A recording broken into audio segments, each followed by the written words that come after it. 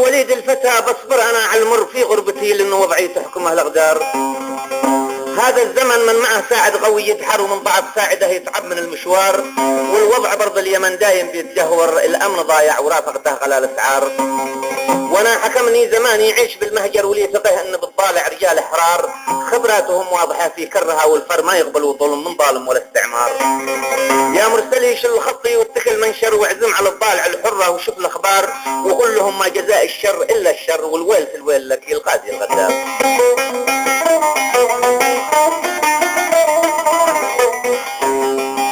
المستمع الكريم، هذا القصيدة كتب كلماتها الشاعر أحمد محمد ناصر أبو وليد الحريري.